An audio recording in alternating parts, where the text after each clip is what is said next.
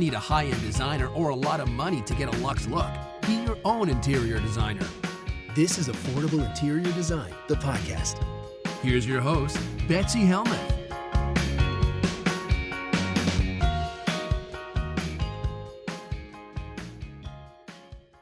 Hello, everybody. I officially go on maternity leave tomorrow. Very exciting and nerve-wracking because I am starting my maternity leave the very day I have my C-section. So it didn't give me much time to prepare or unwind, but luckily I've been feeling good right up until today. So I've been able to work and log podcasts and all that fun stuff. But tomorrow is the day. And even though I've been through this twice before, it was a decade ago, over a decade ago. And it's just never my favorite thing. People talk about the magic of childbirth and how amazing it is. And yes, the end product, when you have your baby nuzzling next to you, is amazing. Getting there, not my favorite thing. My husband on my kids' birthdays is always like, let's talk about the day they were born. Let's talk about the day you gave birth. Let's tell them the story. I'm like, I don't want to talk about this story. I want to have cake. I want to watch them open presents. They don't need to see me cry on their birthdays. That moment may have been very magical for him. For me, I had different experiences. So I'm trying to go into tomorrow with a decade now of reflection and things like that. I'm trying to go in tomorrow with a spirit of magic and wonder, but instead there's a lot of dread, just to be quite honest. So anyway, that's what's on my mind. And it's so funny because it happens to coincide with a question that's in today about nurseries. And as somebody who recently designed my nursery, I have lots of thoughts and feelings on that. So without further ado, let's hop into this mailbag. The question today comes from Jenny, writing from Houston, Texas. And full disclosure, she is also my podcast content creator. So if you've gone on YouTube, if you've seen our social media, you have seen Jenny's creations, you've seen her transcripts of the podcast. So many of you are clamoring to get it all written out. And for so long, I didn't do it because I didn't have a team. Well, now I do. And Jenny is an integral part of that. So I'm so grateful to have her on board. I do have reflux, guys. I hope that goes away after I have this baby. But anyway, bear with me. And speaking of reflux, Jenny probably has reflux too because she is also pregnant. And she has a question. She writes, what are your favorite places to find nursery decor on a budget? We already have the big furniture pieces picked out, but we're struggling to find the smaller pieces to complete our French country inspired or grand millennial baby girl nursery. To give you an example of the vibe I am going for, I've attached some photos of the Love Shack Fancy / Pottery Barn Kids line. That is what I am currently saving up for. So yes, thank you for introducing me to this new style, Jenny, because I had never heard of grand millennial style. I had, however, heard of the style that it also goes by the name. Oh my gosh, words are escaping me too because I haven't been sleeping, guys. Haven't been sleeping. Granny chic is what it is also sometimes referred to. And basically, it combines more traditional, homey style pieces with modern elements. So it's not sleek or overly modern, but it embraces, some outdated elements like china patterns, floral patterns, prints, that kind of thing, but also introduces some pieces that don't feel like throwbacks, that don't feel like grandma's house, so that it feels a little bit fresher and more contemporary. I love this style. I love the look you're going for. The pictures that you've sent me from this Pottery Barn line have like gold ribbons. It has a lot of cream and ivory and filigree and beading on the mirrors. So there's just lots of ornate detail. There's chintz and ruffles on the bed. There's like a beautiful organza kind of netting. There's wallpaper that's intricate, crystals on the sconces. So guys, if you can kind of put yourself back in that world, think like Laura Ashley. Everything old comes back again. And you know what I find? I find that it's very limiting when looking for nursery pieces. So you could do the big ones like Pottery Barn Kids. I also like Pottery Barn Teen. Believe it or not, they have a lot of things that really span the generations that are fun. So I find artwork and accessories and bath mats that work for nurseries as well as for adult spaces, so all the way through. Then, of course, you could look at Restoration Hardware's kids line, which I think would have a lot of things in this vein, but would really be a budget buster. When I'm shopping for kids and nurseries, I look at Crate and Kids, I look at West Elm Kids, but overall, I'm just generally disappointed when looking for kids stuff because I find that there's not a huge selection, or it looks too baby, or it's just not all that inspired. So I tend to decide what I'm looking for in advance. So, say I've created the color palette with my inspiration piece, just like I did in my daughter's nursery. My daughter, that feels weird to say tomorrow, my other daughter. Wow, I just got goosebumps. Anyway, my other daughter, like I did for her nursery, is I'm reusing the rug from our primary bedroom in our last home because I already had it in this room when it was my art room.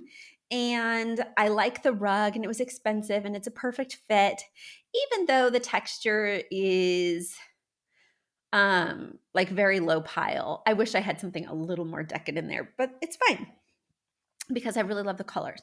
We've got like teal, navy, hot pink, and it's got like this kind of vintage or worn Persian pattern on it. So I really love it. I think it's a great inspiration piece. Then I also wound up using gold, but I just used a regular dresser that I found on Wayfair that was white with some intricate detailing on the drawer fronts and gold pulls. And then I put a white changing topper on top of that that just screws onto the back. So when she no longer needs to be changed, you can just take it off and it looks like a normal dresser. And then I did some navy blackout curtains that have like a gold geometric detailing in them. So the dresser, the drapes, I did not get these elements at any kind of kids store because they aren't necessarily kid items.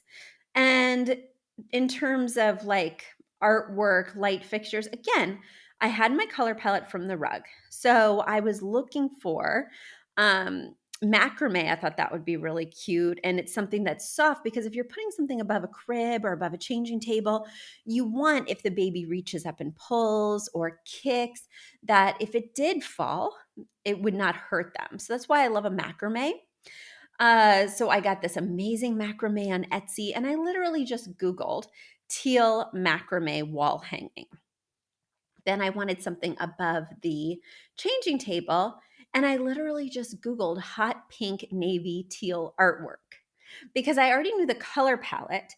And when I was looking around at these other kids style places, it's like little farm animals or, little dainty initials. And it just didn't vibe with what I was looking for. So if you just decide in advance, I need a mirror, I need a bookcase, I need whatever, right? It really limits the amount of shopping you have to do at a kid place because I found this amazing canvas piece at greatbigcanvas.com that has all this New York City imagery and it's kind of drawn in a kid's style. But it features those exact colors I was looking for. It's strung on canvas, so it's not heavy if she were to knock it down. So these are the kinds of elements that I would be looking for. So when you type this in, you may want to incorporate, you may find it's even cheaper incorporating actual antiques like I have done around here using auctionninja.com. I found a ton of amazing gilded mirrors, things that really look like the images that you're showing me, Jenny, but I got like this amazing gilded mirror that's an antique for above my record cabinet in the family room, and I spent $17. I probably spent more in gas going 45 minutes each way to pick it up, but that's another story.